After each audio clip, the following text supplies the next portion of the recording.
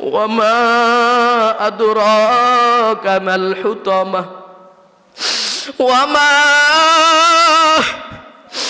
وما أدراك ما الحطمة نار الله الموقدة এই জাহান্নামের আগুন বড় ভয়ঙ্কর লিকুল্লি হুমাযাতিল লুমাযা আল্লাযী জামা'a মালান ওয়া আদ্দাদা ইয়াহসাবু আন্না মালাহু আখলাদা কাল্লা লায়ুমবাযান্না ফিল হুতামা ওয়া মা আদরাকা মাল হুতামা ওয়া মা আদরাকা মাল হুতামা নারুল্লাহিল মুকাদা এই জাহান্নামের আগুন বড় ভয়ঙ্কর। আল্লাহ রাব্বুল আলামিন জাহান্নামের আগুনের মধ্যে বয়ান করে, এই কোরআনের মধ্যে বয়ান করে ডাক দিয়ে কই উম্মত জাহান্নামের আগুন থেকে বাঁচো, জাহান্নামের আগুন থেকে বাঁচো, কারণ জাহান্নামের আগুন সহ্য করার মতো কারো নাই। আল্লাহর কোরআনের আয়াত মিথ্যা নয়, নবীর হাদিস মিথ্যা নয় রে বাবা। নবী আমার জাহান্নামের আগুন বয়ান যখন করতেন সাহাবায়ে কেরাম চিল্লা চিল্লা কাঁদতেন। আমার নবী যখন জাহান্নামের বয়ান করতেন সাহাবায়ে কেরাম চিল্লা চিল্লা কাঁদেন। নবী আমার ডাক দিয়া কয় সাহাবায়ে কেরাম আপনারা কেন এভাবে কাঁদেন? সাহাবায়ে কেরাম ডাক দিয়া কয় নবী জাহান্নামের আগুন সহ্য করতে পারবো না রে নবী, আপনি যেভাবে জাহান্নামের কথা বলেছেন। এরে বান্দা বিভিন্ন কবর থেকে দুনিয়ার মধ্যে আল্লাহ সত্য ঘটনা দেখা দেয়, দেখবেন দুনিয়ার মধ্যে অনেক কবরে আগুন দেখা যায়। আরে বান্দা বৈজ্ঞানিকরা বলেন ওই যে জমিনের মধ্যে যে একটা পাথরের মধ্যে টুকটাক যে ছিদ্রগুলা থাকে ওই ছিদ্রগুলা দিয়ে আগুন বের হয়। এই কারণে অনেক সময় দেখবেন পানির টিউবওয়েল বসাইলে সেখান দিয়ে আগুন বের হয়। বিভিন্ন কবরের মধ্যে আগুন দেখা যায়। এই বান্দা বিশ্বাস করো না, এই কারণে এই জমিনের মধ্যে আল্লাহ অনেক কবরের মধ্যে আগুন দেখা দিছে, অনেক কবরের মধ্যে সাপ দেখা দিছে। তারপরও বান্দাকে বিশ্বাস করবা না, জাহান্নামের আগুনের ভয় কি অন্তরে ঢুকাইবা না। আল্লাহ আমাদের সকলকে এই যে জাহান্নামের আগুন থেকে বাঁচিয়া নিজের জীবনটাকে ধন্য করার তৌফিক দান করুক, বলেন আমির উম্মত। আমার নবী ডাক দিয়া কয় এই সাহাবায়ে কেরাম জাহান্নামের আগুন আমি দেখেছি, জাহান্নামের আগুন বড় ভয়ঙ্কর, জাহান্নামের আগুন সহ্য করার মতো তোমাদের কারো ক্ষমতা নাই।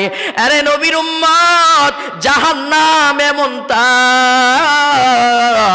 আদম নবী যখন দুনিয়া আসলেন আল্লাহকে বললেন আল্লাহ খাওয়ার জন্য কিছু আগুন দরকার, রান্না করার জন্য কিছু আগুন দরকার। আল্লাহ ডাক দিয়া কয় জিবরাইল আমিন এই যে জাহান্নামের আগুন থেকে কিঞ্চিত আগুন আদমকে দাও। আদমকে যখন জাহান্নামের কিঞ্চিত আগুন রান্না করার জন্য দেওয়া হয় সাথে সাথে পাতিলাও পুরা যায়, খানাও পুইরা যায়।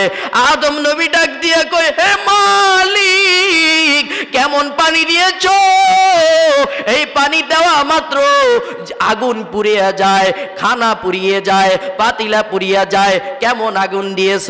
আল্লাহ রাব্বুল আলামিন ডাক দিয়া কয় হে আদম এটা তো দুনিয়ার কোনো আগুন না, এটা হলো জাহান্নামের আগুন, এটার এমন তাপ।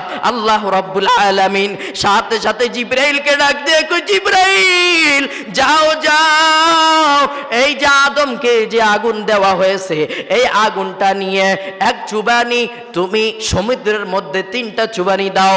এই কারণে বিভিন্ন সমুদ্র থেকে দেখবেন আগুন উঠে, আগুন পানি থেকে আগুন উঠে। এই জিবরাইল যাও 3বার পানির মধ্যে এই আগুনটা চুবায়া দাও।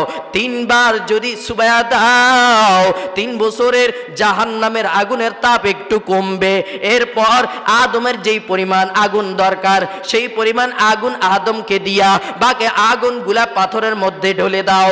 আদমকে কিছু আগুন দেওয়ার পর বাকি আগুন যখন পাথরের মধ্যে ঢেলে দেয়, এই কারণে মুসলমান দেখবেন পাথরে পাথরে গোসা দিলে আগুন বের হয়। দেখছেন কি দেখছেন না? পাথরে পাথরে গোসা দিলে আগুন বের হয়, ওই যে জাহান্নামের আগুন। এই কারণে বান্দা জাহান্নামের আগুন বাঁচাও। আল্লাহর নবী ডাক দিয়ে কই উম্মত, আল্লাহ জাহান্নামের আগুন কি দিয়ে উদ্বোধন করবেন জানেননি? জাহান্নামের আগুন উদ্বোধন করবে মানুষ আর পাথর দিয়া, মানুষ আর পাথর দিয়া।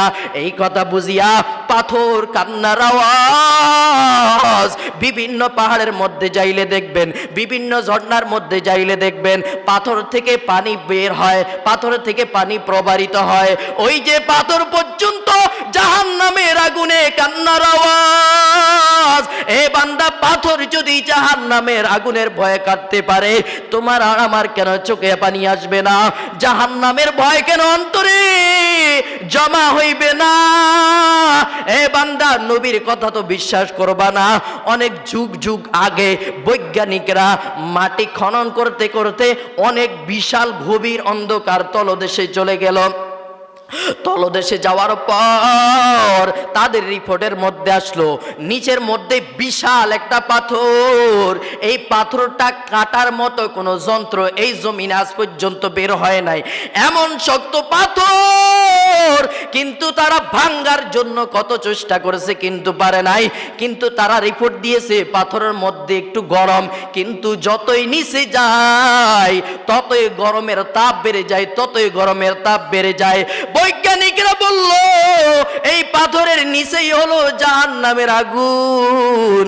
আল্লাহ রব্বুল আলামিন পিট করেছেন, এখান থেকে কিয়ামতের দিন আল্লাহ রব্বুল আলামিন অর্ডার দিবে, ও ফেরেশতার দল, ওই যে হাজার হাজার টন মিলিয়ন দূরে যেই জাহান্নামের আগুন 70,000 শিকল লাগায় টেনে টেনে জাহান্নামের আগুন হাসরের ময়দানে নিয়ে আসো।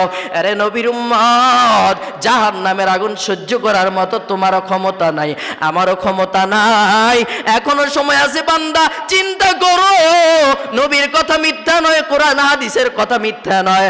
আল্লাহ কোরআনের মধ্যে বলেন, ওয়াইলুল লিকুল্লি হুমাযাতিল লুমাযা আল্লাযী জামা'a মালান ওয়া আদ্দাদা ইয়াহসাবু আন্না মালাহু আখলাদা কাল্লা লায়ুমবাযান্না ফিল হুতামা ওয়া মা আদরাকা মাল হুতামা ওয়া মা আদরাকা মাল হুতামা